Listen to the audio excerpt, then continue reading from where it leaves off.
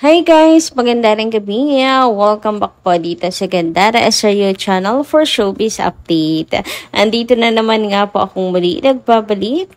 Ang nagmamaganda niya kachismosang Kimpang, wala na nga pong iba ang lukaret na si Gandara upang maghatid sa inyo ng latest update and fresh happenings patungkol kina Kim Chiu and Paolo Avellino. And para nga sa gabing ito, ang tatalakayin naman natin pag-uusapan ay ang busog na paayuda ng Kimpao. Uy, grabe na talaga to. Masasabi natin na talagang wala na. Finish na. Sobrang paganda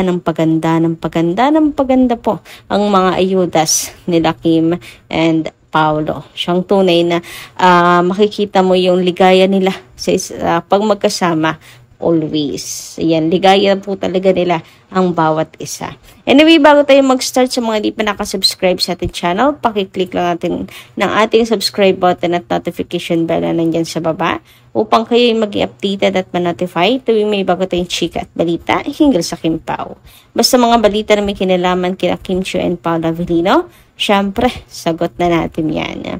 Samantala, narito naman po ang ilan sa mga komento na napili natin basahin tonight mula sa mga nagdaan nating update at syempre mga nais nating i-shoutout ngayong gabing ito. So first comment po natin ay mula kay Ma'am Mila Carillo na aba ay lagi pong present ata lately sa atin pong mga update. Napakasipag po niyo magkomento. Sabi niya dito, Ma'am Gandara, ginawa na yan noon nang siya ay dumalaw sa Showtime. Sa ngayon, dumalaw ulit.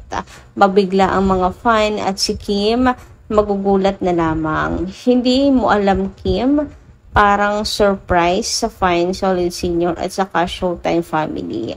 Mabibigla silang lahat kasi noon ginawa na ni Pao ang pagbisita sa Showtime. Sana ngayon ganun din para mabuhayan ang lahat ng fans. Solid Senior. Vice, gawin mo sa Kimpao fans. Merry Christmas. At sa lahat, God bless. Nandito lang kami sa paligid. Thank God forever. Fans, Solid Senior. Naku, speaking of Christmas, malapit na nga po ang Christmas. And anong kaya ang ganap naman ng Kimpao? Naway hindi po sila solo-solo ng ganap, no? Sa aming tala, dahil napag-usapan nga ang tungkol po sa Showtime na si Paolo Avellino ay dumadalaw rin dito kay Kimi, dalangin ni Mamila at ng iba pa natin mga kakimpaw na nawa po ay maulit muli. Dahil nangyari na to before, kung saan nabigla din si Kim na nasa dressing room lang pala, itong si Paolo nag-aantay sa kanya. Anyway, maulit daw at sana lagi siyang dumadaw kay Kim sa Showtime. Ang saya siguro nun, lalo na kung ibubuking na naman silang dalawa. Anyway, dumako naman tayo dito po kay Ma'am Vivian Karaig na comment. Shoutout din po sa inyo, madam. Sabi niya, correct ka dyan. Si Asyomera laging feeling pilit na gustong makuha or pilit na gustong makuha kay Kim. Ayaw naman sa kanya. Siya nga, nakakailang boyfriend na Bakit pa? Hindi pag-ibig sila. Ano yung pinapalabas pa? Kimpao is real, sila na po. Mag-asawa coded na po God bless us po, Lord. Medyo nalito ako sa comment niyo, madam, no? Next comment naman po tayo from Madam Edita Dungog. Magandang gabi din po sa inyo. And shout out. Ayun po sa kanyang komento, ma'am, kahit anong gawin nila or ng Kimpao, sa Kimpao pa rin kami.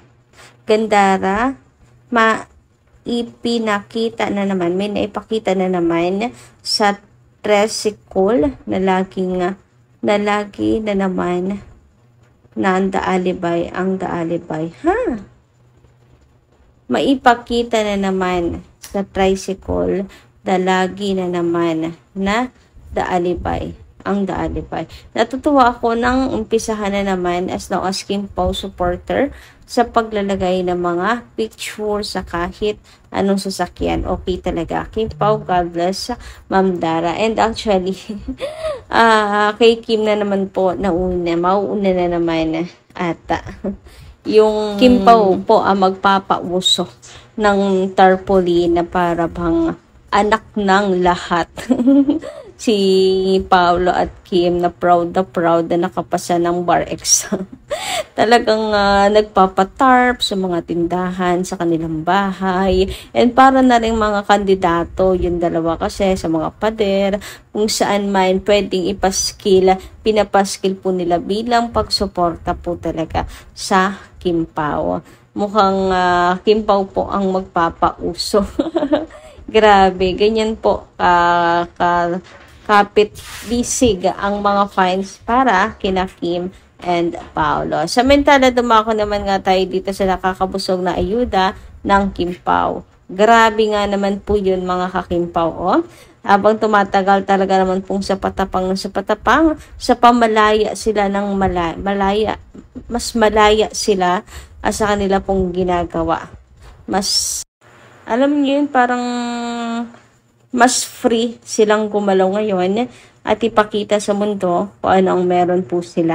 Nagiging natural na lamang din po talaga, walang halong pagtatago, pagkukubli sa kung ano ang meron sa kanilang dalawa. So nakakatuwa lang na seems sobrang po nila, saya sa kanila pong habit together. Isa ito sa patunay na mayroon po talagang Kim Pao in real life. Mayroon po talaga. Kay si Kim lang po na nakakapagpagawa ng ganyan kay Paolo. Kay Kim niya lang nagagawa yan. Iba talaga nagagawa ng pag-ibig. So dati, ito nga naglalabasan to. Dati nagpa-practice lang sila dito. Hindi nila perfect. Pero ngayon, super perfect na nga talaga ng Kim Pao. Buti nga, alam niyo yung si Kim lang nakakapagpilit dito kay Paolo sa lahat ng na rin bagay, kagaya ng paggawa ng rom-com and marami pang iba. Ngayon, ito jump shot and ang ganda ng shot nga nilang dalawa dito. Sarap i-wallpaper din. Hay, nako, mapupuno na naman ngayong gallery natin. Hindi na alam kung ano yung i-wallpaper. Sobrang ganda rin ito. Sobrang sweet nila. Anyway, ayun nga, base sa headline natin, tinutuldo ka na nga. Dito pa lang, tinutuldokan na ni Paolo Avellino ang agam-agam sa damdamin po ng mga fines. Ayan, para po sa mga fines na bibilis pong magkaroon ng agam-agam dahil sa mga sinasabi ng bashers. Eto, sa malaking patunay ito na meron po sila kahit nawa maging panatag na po kayo. No? Relax lamang po tayo. So, dito pa lang, yung mga ganito, napaka-sweet moments yan matutuloy natin sweet moments, banding nilang dalawa, ni Paolo Avellino, and all, ganyan. So, isang malaking sampal talaga yun, or ito, sa mga bashers. Okay?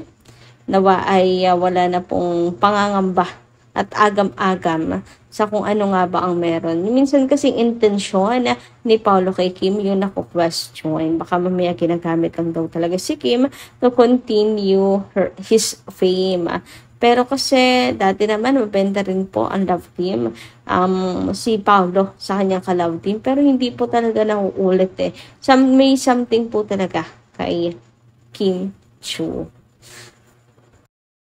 Samantala, ayon naman po dito sa komento ni Ma'am Merlita Aurea Rodriguez, good evening, Gandara. Hindi talaga amin si Kim. Pakiramdam ko may dahilan si Kim. Pero okay lang, mahalin pa rin natin siya. Tayo pa rin ang makakaintindi kay Kim. Ako, ipinagdadasal ko si Kim lagi-lagi. Ingat po kayo, Miss Gandara. Salamat at magandang gabi. Thank you so much din, Ma'am Merlita Aurea Rodriguez. And ayun, sa totoo lang po talaga, marami talaga pong hindi nakakaintindi. And bilang fan nila Kim and Paolo, nawa po'y lagi tayong nandiyan, hindi lang to show our support, pero higit sa lahat, pagdasal at idamay din po natin talaga ang Kim Pao. Pa sa gayon, kayanan din nila, kayanan din ang kanilang mental health, ang mga toxic na mga bashes. Anyway, ayun, nandito lang muna aking update. Maraming salamat po guys sa inyong pakikinig. Kita-kits po muli tayo sa susunod ko, chikas. Maraming po salamat.